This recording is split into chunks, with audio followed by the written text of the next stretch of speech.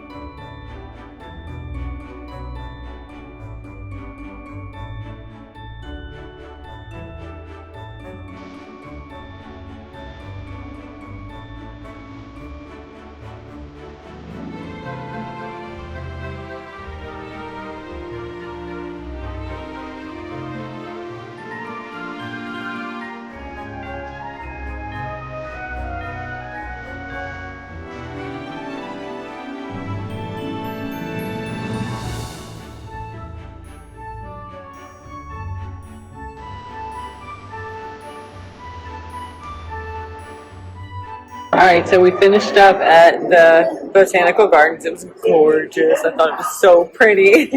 Definitely a must-see. They actually have it all year round. It's just this time of year they're doing the Christmas thing.